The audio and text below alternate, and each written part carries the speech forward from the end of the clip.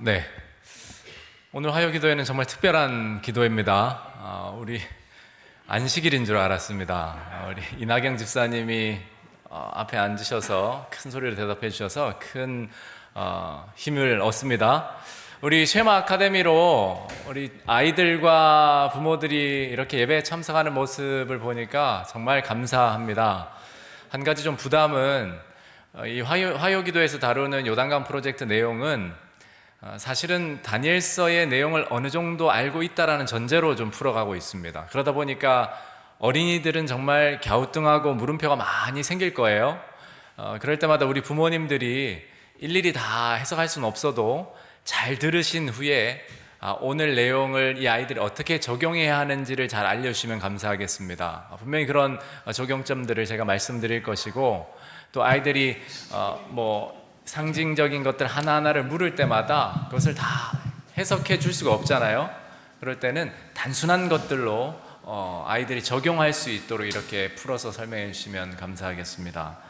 어쨌든 우리 어린이들을 주님의 이름으로 다시 한번 축복합니다. 네.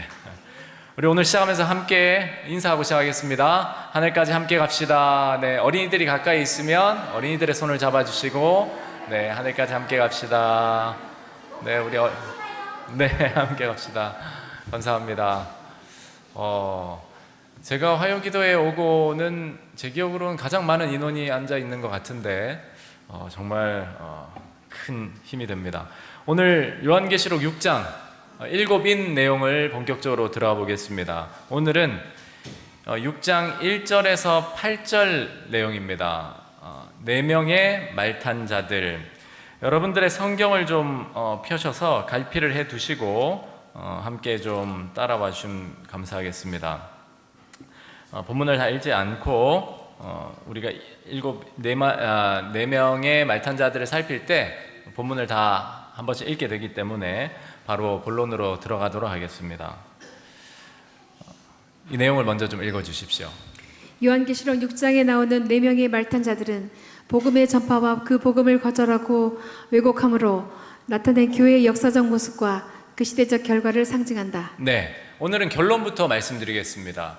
7인에 앞선 4번 인, 예수님께서 떼시는 4번의 인에 등장하는 이 4 말탄 자들은 그 시대 또는 복음에 대한 교회의 모습들을 나타냅니다.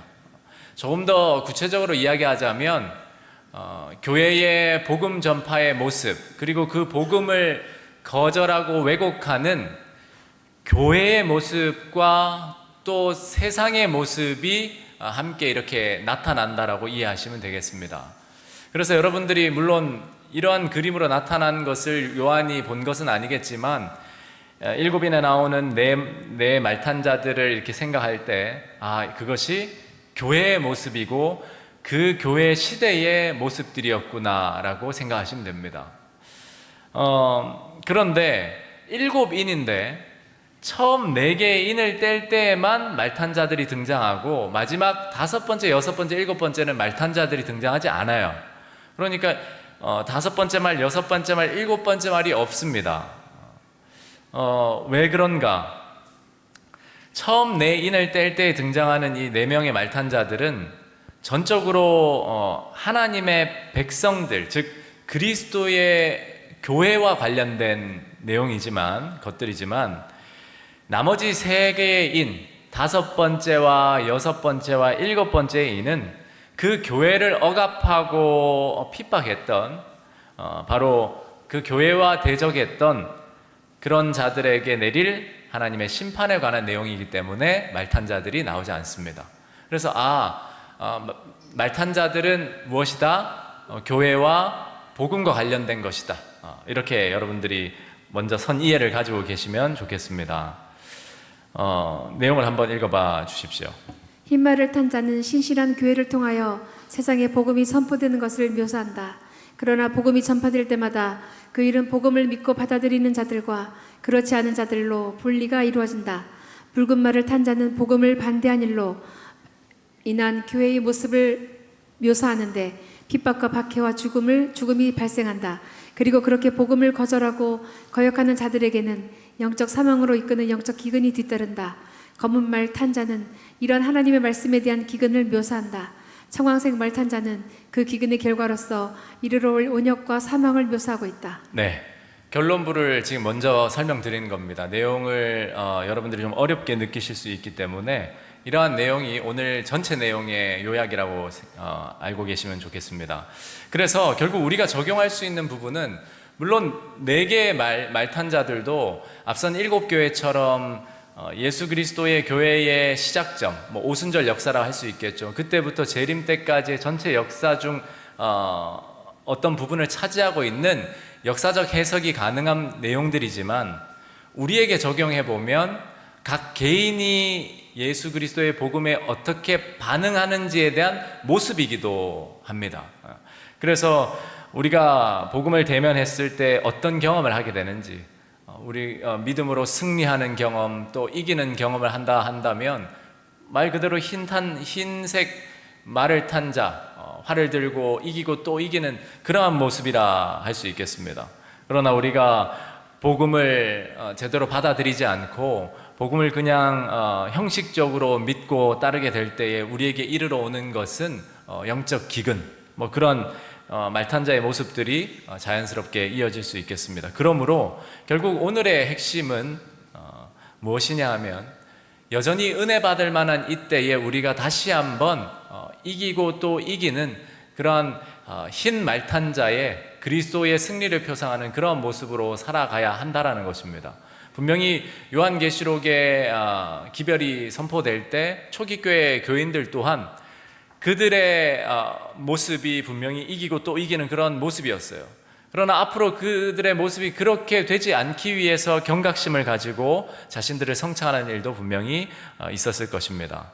그래서 우리가 이번 시간 함께 묵상하면서 우리의 모습이 어떠한지, 또 우리 새천사교회의 모습이 어떠한지를 살펴보고 우리는 예수 그리스도의 승리하시는 그 영광스러운 모습으로 살아갈 수 있게 되기를 함께 기도하면 좋겠습니다. 4명의 말탄자들 이 1절부터 8절까지 나오는 이 내용에 문학적 구조가 있습니다. 공통적인 그것은 오라라고 부르는 소리로 시작된다는 겁니다. 그런데 그 오라라는 말을 누가 하냐면 앞서 우리가 요한계시록 그 하늘 보좌를 함께 살펴볼 때 4생물이 나왔잖아요. 그 4생물이 각각 한 번씩 한 말 한 말을 불러요. 이를테면 사자와 같았던 그 생물은 흰 말을 부르고, 또 송아지로 묘사되었던 그 4생물은 붉은 말을 부릅니다. 그런데 그 연관성이 다 있어요. 어쨌든 그 형식이 이렇게 오라로 시작되고 한 말탄 자들이 등장한다라는 이 형식이 4번 반복된다라는 사실입니다. 우리가 여기에서 알 수 있는 것은 이 오라라는 말이 7교회에 보내는 편지 내용처럼 시간상의 진행이 있음을 암시해 줍니다. 그것을 조금 더 구체적으로 좀 살펴볼 텐데요. 4개의 인을 먼저 뗄 때에 이런 같은 형식이 반복됩니다. 오라, 오라. 어떤 번역에서는 와서 보라 이런 번역이 있는데 실제 헬라어 원문적인 번역은 오라가 맞습니다. 그런데 여기서 우리가 주의해야 될 사실은 이 오라라는 말을 요한에게 자기에게 오라고 4생물이 말한 것이 아니고 등장하는 그 말탄자를 부르는 소리라는 사실입니다. 그래서 오라라고 할 때 말탄자들이 한 명씩 등장하는 것입니다. 그런데 참 의미 있는 부분은 이 오라라는 말이 예수 그리스도의 재림과 관련된 용어라는 사실입니다. 헬라어의 그 에르케타이라는 말은 계시록에서 그리스도의 재림을 가리키는 그런 용어인데, 이 동사의 명령어인 에르쿠, 이 말이 바로 오라로 번역된 겁니다.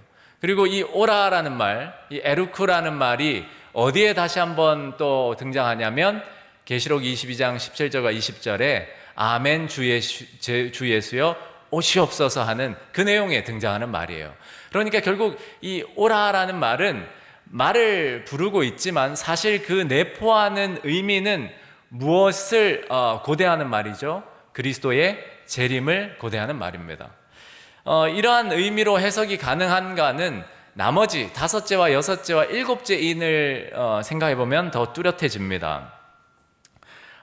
다섯째 인에서 어느 때까지라는 부르짖음이 나와요. 성소의 제단의 피가 마치 하나님께 호소하듯이 성도들이 흘려진 피가, 순교자의 피가 호소할 때 어느 때까지입니까? 라고 하나님께 호소하는데, 그 부르짖음은 예수 그리스도의 재림을 호소하고 또 촉구하는 그러한 부르짖음과 같습니다. 물론 문자적인 의미는 그들을 신원해 주시기를 기다리는 것이죠. 그러나 그때가 바로 그리스도의 재림했다라는 사실입니다. 그리고 여섯째 인에서 요한은 이르렀으니라는 말을 사용합니다. 그 말은 여섯째 인을 뗄 때에 그리스도의 재림이 있는 시기이기 때문입니다. 그리고 마지막으로 일곱째 인이 떼어질 때에는 침묵, 반시 동안 침묵이 있다라는 것이 기록되어 있죠. 그 이유는 이미 예수 그리스도의 재림이 이르렀기 때문입니다. 이런 논리적인 흐름으로 볼 때 오라라는 것은 각각의 어떤 내 말탄자를 부르는 소리이기도 하지만 궁극적으로는 그 교회의 역사를 통해서 그리스도의 재림의 가까움을 또 촉구를 표현하는 말이다라고 여러분이 이해하시면 좋겠습니다. 그러므로 우리는 일곱인을 일곱 교회처럼 그리스도와 그분의 교회를 중심으로 한 예언적인 의미에서 해석해야 함을 여기에서도 또 확인할 수 있습니다. 4명의 말탄자들을 이제 좀 차례대로 살펴볼 텐데요. 요한계시록에서 말은 항상 전쟁과 정복을 의미합니다. 우리가 어떠한 용어를 만났을 때 그 용어를 해석하는 가장 우선적인 방법은 같은 장에 무엇을 말하고 있는지, 그 동일한 단어가, 또는 같은 책에 그 단어가 어떻게 설명되고 있는지를 보고, 또 넓게는 신약에서, 넓게는 구약에서 이렇게 확장해 보는 겁니다. 그런데 계시록 내용에 보면 말은 전쟁과 정복을 의미하고 있습니다. 9장 7절, 19장 11절, 19장 14절 내용들의 이 말이 그리스도를 중심으로 한 그러한 전쟁, 또 어떤 세계의 역사 속에 있는 그러한 영적 전쟁을 나타내고 있음을 알 수 있어요.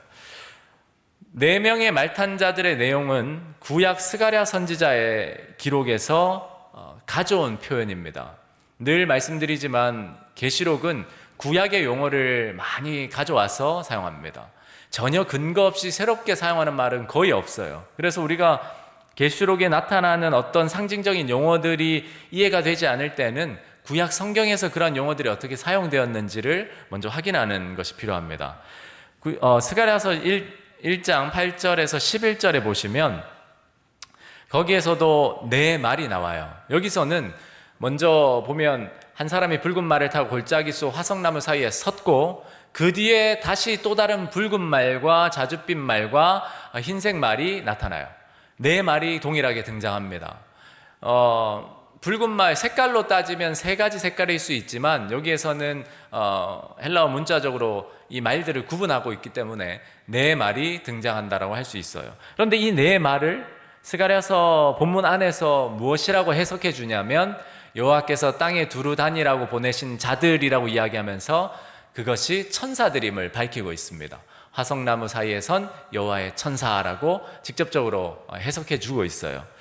그러므로 이 계시록에 나오는 네 말들도 결국 이 스가랴서에서 가져온 표현인데, 계시록 안에서는 우리가 어떻게 이해할 수 있냐면, 그 안에서 우리가 세 천사의 기별도 세 천사를 무엇이라고 해석하죠? 하나님의 백성들로, 우리 교회라고 이해를 하잖아요. 그 문맥 속에서 마찬가지입니다.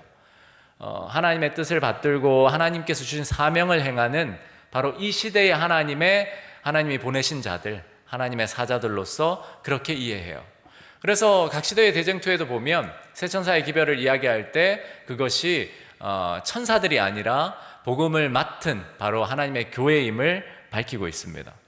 자, 이러한 내용들을 근거로 흰말을 한번 생각해 보겠습니다. 본문을 먼저 읽어볼까요? 내가 범에 어린 양이 7인 중에 하나를 떼시는데, 그때 내가 들으니 내 생물 중에 하나가 우레소리같이 말하되 오라 하기로, 이에 내가 보니 흰말이 있는데 그 탄 자가 말을 가졌고 면류관을 받고 나아가서 이기고 또 이기려고 하더라. 네, 7인 중 하나를 떼시는 분은 예수님이십니다. 그렇게 뗐을 때 네 생물 중에 하나가 우레소리 같이 말했는데 이 네 생물 중에 하나는 누굴까요? 여기에서의 하나는 사자입니다. 사자. 사자 같은 모양이 있는 네 생물. 왜 그런가? 어려울 것이 없는 게 뒤에 나오는 나머지 세 가지 생물은 직접적으로 무엇이라 밝히고 있습니다. 그래서 남은 것은 사자예요. 그런데 이 사자를 밝히지 않더라도 문맥상으로, 내용상으로 이해할 수 있는 것이 우레소리 같이 말한다라고 합니다. 그러면 네 생물 중에 우레소리를 가장 유사하게 낼 수 있는 생물은 뭘까요? 사자입니다. 그리고 이 내용이 이기고 또 이기는 내용이잖아요. 우리가 기억이 나실지 모르겠지만 앞선 내용들을 살펴볼 때 유다 지파의 사자 그리스도께서 이기셨다라는 말이 나오잖아요. 바로 그러한 맥락에서 이 네 생물과 네 생물이 중 하나가 부르는 이 흰말이 연결됩니다. 흰말이 등장하는데 말탄자는 활을 들고 있으며 면류관을 받아 나아가 이기고 또 이깁니다. 구약에서 하나님은 때때로 손에 활을 잡고 말을 타시고 그분의 백성의 원수들 정복하시는 모습으로 묘사될 때가 있으세요. 하박국서나 시편에 보면 그런 상징적인 내용이 나옵니다. 결국 이것은 부정적인 의미가 아니라 흰 말이라는 것은 하나님을 상징하고 또 예수님의 그 승리를 나타낸다라고 우리는 쉽게 이해할 수 있습니다. 흰색은 순결의 상징이잖아요. 그리스도와 그를 따르는 자들과 관계된 색입니다. 흰 옷을 입고 또 흰 돌을 주고 하는 그런 표현들이 기억나실 거예요. 또 면류관은 언제나 그리스도와 그분의 승리한 백성들과 관계되어 있었습니다. 24장로들이 그들의 면류관을 하나님 보좌 앞에 어린 양 앞에 바치는 그런 장면들이 여러분들 기억하실 겁니다. 결국 흰말을 탄 자가 이기고 또 이기려고 하는 것은 요한계시록 3장 21절과 5장 5절의 이김을 연상하는 동시에 요한계시록 전체의 주제, 그리스도와 그분의 백성들의 승리가 된다라고 이해할 수 있겠습니다. 흰말과 그 탄자는 예수 그리스도께서 그분의 복음을 교회를 통해 전파하시는 것을 의미합니다. 그래서 복음을 통해 지속적으로 사람의 마음을 얻고 하나님 나라를 확장해 나가는 영적 전쟁의 승리, 이기고 또 이기는 그 장면을 우리가 떠올릴 수 있어요. 복음의 전파인 초창기 초기 교회 시대는 말 그대로 오순절 성령의 능력이 임해서 엄청난 부흥이 일어났고 승리의 역사를 경험했습니다. 그럼에도 우리가 여기에서 알 수 있는 것은 말탄 자는 출발하고 있는 것이지 도착한 것이 아닙니다. 그러므로 그것은 그리스도 교회의 역사가 시작되고 이어지고 있음을 나타내는 것이지 그 교회의 역사가 끝났거나 구속의 역사가 마쳐졌음을 나타내지 않습니다. 하나님 나라는 여전히 완성되어 가고 있고 이기고 또 이겨야 하는 그러한 과제를 가지고 있습니다. 여러분들께서 잘 관찰하신다면 특이한 점이 있는데요. 이 말탄자가 무엇을 들고 있죠? 활을 들고 있습니다. 그러나 무엇은 들고 있지 않죠? 화살은 들고 있지 않습니다. 활은 가졌으나 화살은 없다. 이것은 그리스도의 전쟁 방식, 그분의 싸우시는 방식이 인간적인 어떤 무력이나 힘이 아닌 사랑과 희생에 있다는 사실을 우리에게 또 암시해 줍니다. 두 번째, 붉은 말과 그 탄자를 한번 살펴보겠습니다. 둘째 인을 떼실 때에 내가 들으니 둘째 생물이 말하되 오라 하니 이에 다른 붉은 말이 나오더라. 그 탄자가 허락을 받아 땅에서 화평을 지하여 버리며 서로 죽이게 하고 또 큰 칼을 받았더라. 네. 여러분 네 생물이 기억이 나실지 모르겠습니다. 사자같이 생긴 생물, 또 하나 뭐죠? 송아지같이 생긴 생물, 또 사람의 얼굴을 가진, 마지막은 뭐죠? 독수리. 그렇죠? 그렇다면 여러분 한번 생각해 보십시오. 이 둘째 생물은 붉은 말입니다. 붉은 말. 뭔가 박해와 핍박 또 피 흘림이 예상되는 그러한 상황이라면 나머지 세 생물 중에 뭐가 적합할까요? 네, 송아지입니다. 소. 왜냐하면 이 히브리 역사와 문화에서 소라는 것은 도사라는 제사 동물, 피를 흘리는 동물이거든요. 그런 것들이 분명히 이어지고 바로 이 둘째 생물이 불렀던 이 붉은 말은 바로 그런 내용을 암시해주고 있습니다. 우리가 함께 살펴볼 거예요. 붉은색은 분명히 피를 상징하고 그 말을 탄 자는 지상에서 평화를 거둬갔습니다. 그 결과 사람들이 서로를 죽였어요. 그리고 붉은 말을 탄 자는 큰 칼을 가졌으나 몸소 죽이는 일을 하지는 않았습니다.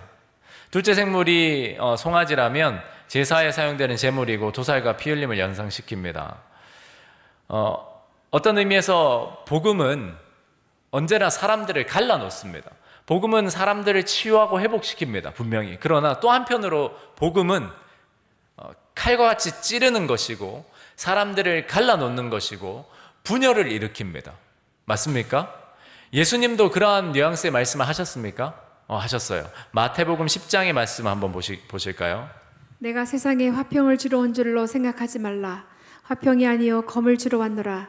내가 온 것은 사람이 그 아버지와 딸이 그 어머니와 며느리가 시어머니와 불화하게 하려 함이니 사람의 원수가 자기 집안 식구리라. 네. 또 24장에서는 이렇게 말씀하시죠. 그때 사람들이 너희를 환난에 넘겨주겠으며 너희를 죽이리니 너희가 내 이름 때문에 모든 민족에게 미움을 받으리라. 그때 많은 사람이 실족하게 되어 서로 잡아주고 서로 미워하겠으며. 네. 앞서 우리가 결론부터 말씀드린 그 내용을 생각해 보시면 하나님의 복음이 전파되고 그 복음이 이제 퍼지게 되면서 그 복음으로 인해서 분명히 구원도 치유도 회복도 일어났지만 곳곳에서는 분열과 갈등이 시작됩니다. 그 복음을 받아들이는 자들과 받아들이지 않는 자들 사이에서 또는 그 복음을 받아들인 자들이 그 복음에 대한 그들의 태도에서 끊임없이 갈등이 양산되고 또 분열과 박해와 핍박이 시작돼요. 그것이 교회의 역사였습니다. 여러분 아시는 대로 복음이 승리에 이기고 또 이기는 것처럼 전파되고 하루에 3,000명이 구원을 받고 그런 역사가 활발하게 일어날 때 사단은 가만히 있지 않았습니다. 그리스도 교회를 유대인들을 통해서 로마 나라를 통해서 엄청나게 핍박하기 시작했어요. 결국 붉은 말이라는 것은 복음이 전파되면서 그 복음에 대한 교회와 또 세상의 반응으로 펼쳐지는 그 모습들이었어요. 그래서 승리하는 그 시기, 복음이 전파되고 또 이기고 또 이기는 과정이 일어나면서 뒤따랐던 현상들은 박해와 핍박이었습니다. 많은 피가 흘려졌어요. 여러분이 아시는 대로 초기 교회 순교자들은 사자밥이 되기도 하고 또 화형대 올라가서 많은 고문을 받고 죽기도 하고 그런 수많은 피들이 흘려졌어요. 그러한 모습들이 바로 우리가 살펴본 이 붉은 말에서 우리가 연상할 수 있습니다. 그렇다면 이러한 붉은 말 다음에 나오는 말의 색깔은 무엇일까요? 5절과 6절 한번 읽어보겠습니다. 셋째 인을 떼실 때에 내가 들으니 셋째 생물이 말하되 오라 하기로 내가 보니 검은 말이 나오는데 그 탄 자가 손에 저울을 가졌더라. 내가 네 생물 사이로부터 나는 듯한 음성을 들으니 이르되 한 데나리온의 밀 한 대요 한 데나리온의 보리 석대로다. 또 감람류와 포도주는 해치지 말라 하더라. 네, 셋째 생물 손에 저울을 가지고 또 이렇게 제고하는 이러한 것들은 사람만이 할 수 있는 것입니다. 그렇죠? 그래서 셋째 생물이라는 것은 우리가 충분히 예상할 수 있듯이 바로 사람의 얼굴을 가진 그러한 생물이 오라라고 불렀을 때 검은 말이 말탄자가 나왔다는 사실을 우리가 알 수 있습니다. 밀과 감람류, 그러니까 기름이죠. 그리고 포도주는 구약 이스라엘의 3대 주요 작물이자 기본적인 생활 필수품이었습니다. 물론 어떤 신학자는 기름과 포도주는 아주 사치품이었다라고 이야기하지만 일반적으로 이스라엘 지방에서 팔레스타인 지방에서 밀과 감람류와 포도주는 3대 생활 필수품이었습니다. 이 곡류의 무게를 엄격하게 저울로 재었다는 것은 식량의 부족과 기근의 상황을 뜻하고 이미 구약에서도 그러한 표현이 있었음을 우리가 이전 시간에 확인했습니다. 더욱이 하루 품삯을 뜻하는 한 데나리온으로 구할 수 있는 것이 고작 밀 한 대라는 것과 밀보다 조악한 식량으로 여겨지는 보리를 대체 식품으로 사야 한다는 이 사실은 그 형편이 정말 심각한 기근이었음을 나타냅니다. 검은색은 흰색과 반대색이잖아요. 따라서 흰 말이 복음의 선포와 승리를 뜻한다면 검은 말은 복음이 거의 사라지고 잊혀지고 덮여지는 그러한 모습들을 연상시킵니다. 그래서 복음이 존재하지 않는 상태를 의미한다 할 수 있어요. 또 흰 말이 교회의 순결을 뜻한다면 검은 말은 순결을 상실한 교회의 모습을 나타낸다고 할 수 있습니다. 영적인 의미에서 곡식은 하나님의 말씀을, 기름은 성령을, 포도주는 그리스도의 보혈을 상징합니다. 그런데 복음을 거절하게 되면, 하나님의 말씀인 복음을 거절하게 되면 영적 기근이 이르러 온다라는 것은 이미 구약 시대에 이스라엘이 반복해서 경험했던 역사였어요. 아모스 선지자도 그것을 분명히 경고하고 책망했습니다. 아모스 8장에 보시면 날이 주 여호와의 말씀이니라 보라 날이 이를지니라 내가 기근을 땅에 보내리니 양식이 없어 주림이 아니고 물이 없어 가람이 아니라 여호와의 말씀을 듣지 못한 기갈이라고 분명히 그 영적 기근을 예고하고 있어요. 세 번째 인을 뗄 때 나오는 내용이니 저울로 재는 것. 저울은 단순히 양을 계량하는 것뿐만 아니라 심판의 상징으로서도 쓰이는 도구입니다. 그리고 저울은 상업적 수단이나 영리를 표상하기도 하는데 이는 교회가 세속적 이해와 영리에 치우쳐서 국가와 평형을 이루고 부패에 기울어진 상태를 묘사하기도 합니다. 아울러 말씀의 기근을 예고하는 것이기도 한데 레위기 26장 26절에서는 이스라엘이 하나님의 말씀에 불순종할 때 양식이 끊어지고, 즉 지난 시간에 배웠던 언약 저주의 한 부분, 이런 기근이 나타날 것이라고도 예언되어 있습니다. 그럼에도 불구하고 우리가 본문에서 살필 수 있는 아주 은혜로운 부분은 이 영적 기근에도 불구하고 감람유와 포도주는 남겨두시는 거예요. 그렇게 보면 영적인 의미에서 이 곡식이 하나님의 말씀이라서 영적 기근이 찾아왔을 때 여전히 기름과 포도주, 성령과 그리스도의 구원하시는 그 은혜의 보혈은 남아있다라는 사실입니다. 고대 사람들, 즉 히브리인들은 기름과 포도주를 치료하는 치료제로 썼어요. 상처를 치유하고 씻어내는데 이것을 사용했습니다. 즉 다시 말해 하나님의 백성들이 하나님의 말씀을 받아들이지 않고 배도와 타락으로 말씀의 기근을 경험하는 때라도 하나님께서 여전히 그들을 치유하시기를 원하신다는 사실을 이 세 번째인 내용에서 우리는 살펴볼 수 있습니다. 마지막으로 청황색 말과 그 탄자, 네 번째 말탄자의 내용 부분을 한번 살펴보시겠습니다. 넷째 인을 떼실 때에 내가 넷째 생물의 음성을 들으니 말하되 오라 하기로 내가 보니 봄에 청황색 말이 나오는데 그 탄자 이름은 사망이니 음부가 그 뒤를 따르더라. 그들이 땅 4분의 1의 원세를 얻어 검과 흉년과 사망과 땅의 짐승들로써 죽이더라. 네, 이 청황색이라는 것은 아름다운 어떤 그런 곤충 풍뎅이의 색깔 이런 것이 아니라 시체색을 의미합니다. 시체색. 그러므로 시체가 있는 곳은 늘 독수리가 날아다니잖아요. 주검이 있는 곳에 독수리가 있다라는 그 말씀처럼, 그러므로 네 번째 이 생물, 네 번째 말탄자를 부르는 이 네 번째 생물은 독수리 형상을 가진 그 생물이라고 우리는 이해할 수 있는 것이죠. 그래서 이 청황색은 결국은 죽음과 사망을 상징하는 색깔입니다. 청황색 말과 그 탄자는 칼과 기근과 재앙과 맹수들로 이 지구상의 4분의 1의 인간을 죽이는 권세를 얻었어요. 이 모습은 앞서 나타난 3명의 말탄자들의 행동들을 모두 포함한다라고 할 수 있습니다. 넷째 이는 재앙과 죽음을 불러오고, 넷째 말을 탄자에 대한 묘사는 복음을 거절하는 자들에 대한 하나의 경고가 돼요. 뿐만 아니라 네 말들은 교회의 모습과 형편이라고도 했잖아요. 교회가 복음의 본질을 잃어버리고 영적으로 타락한 그런 모습들, 영적으로 죽어있는 모습들을 보여주고 있습니다. 그럼에도 사망과 음부가 닥치는 땅 4분의 1의 권세는 그것을 주관하시는 분이 계심을 나타내고 있어요. 전체적인 심판이 아니라 일종의 그것은 경고적인 것입니다. 그리고 여전히 그 권세에는 그리스도께 속했음을 성경은 이야기하고 있습니다. 결국 이제 요약해보면 4명의 말탄자들의 의미는 요한계시록의 상징들이 구약의 그 근원을 두고 있다는 사실을 생각해 볼 때 이 7인에 관한 장면, 특히 고대 구약 이스라엘 백성들이 가졌던 그 경험을 신약 그리스도인들의 경험을 묘사하기 위해 사용한 표현들입니다. 4명의 말탄자들의 사명을 묘사하면서 검, 기근, 재앙, 맹수라는 용어들을 사용했는데 이것은 지난 시간 우리가 살펴본 언약 저주들의 요소들이었어요. 그렇게 볼 때 이것을 전체 시간표에서 한번 이해해 보면 우리 재림교회는 예언을 역사주의 해석으로 이해하잖아요. 그렇게 보았을 때 첫째인을 떼는 그 장면, 흰 말이 나오고 흰 옷을 입은 자가 활을 들고 이기고 또 이기는 그 장면은 바로 초기 교회 시대를 나타낸다라고 우리는 이해할 수 있습니다.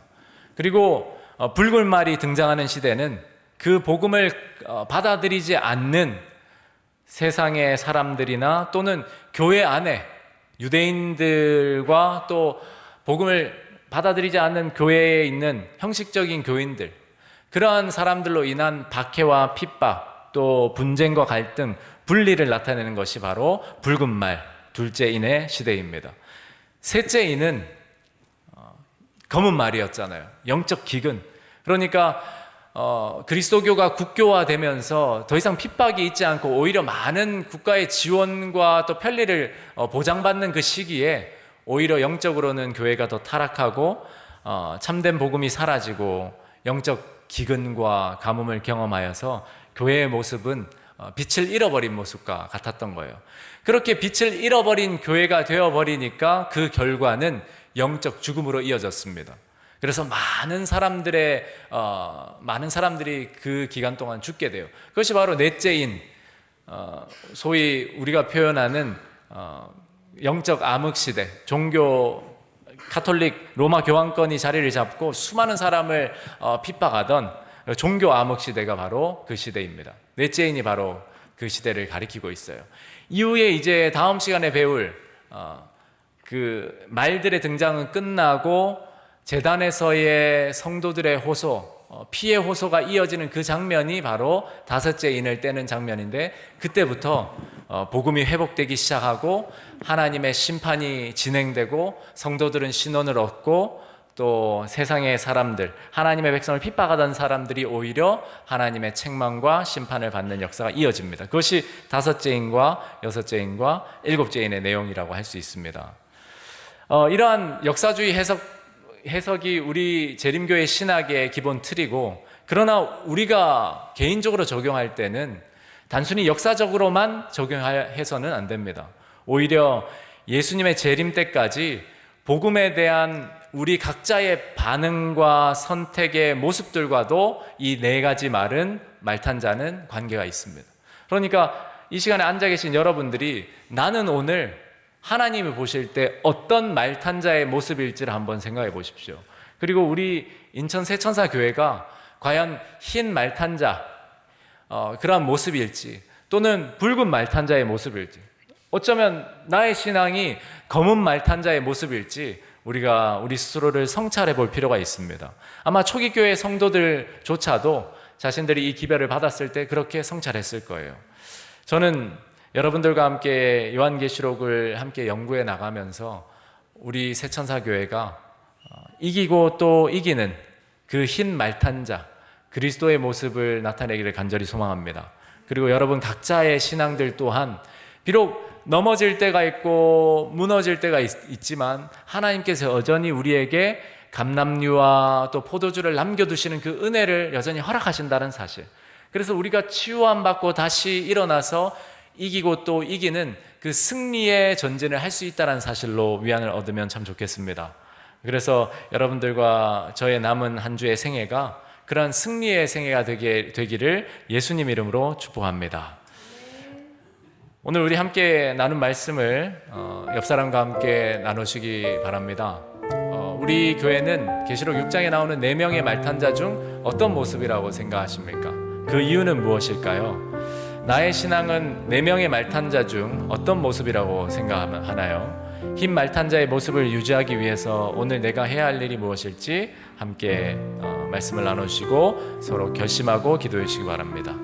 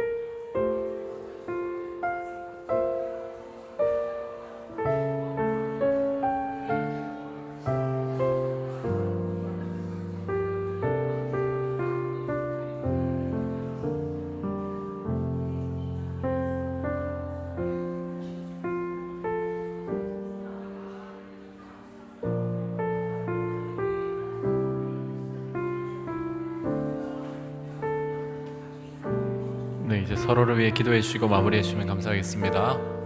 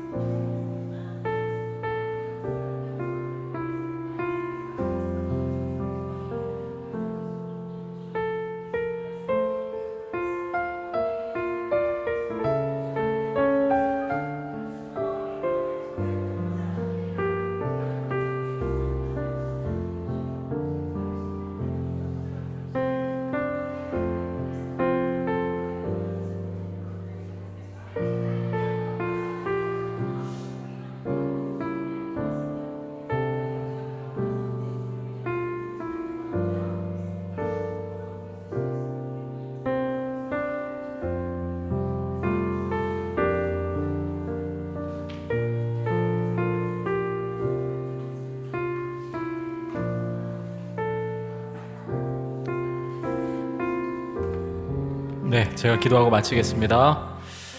하나님 아버지, 저희에게 예수 그리스도를 통한 구원의 복음을 주시고 또 이기고 또 이길 수 있는 승리의 약속을 허락하시니 감사합니다.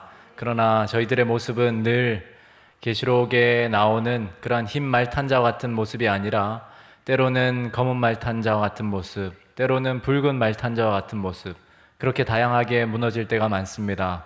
주님, 그럴 때마다 감람유와 포도주로 우리를 치유하시는 하나님의 은혜를 경험하게 하여 주시고 우리를 포기하지 않으시고 늘 우리에게 승리의 생애를 약속하시는 예수님을 다시 바라볼 수 있게 하여 주십시오.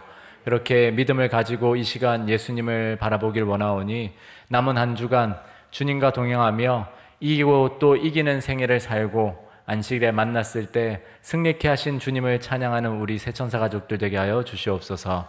예수님 이름으로 기도합니다. 아멘.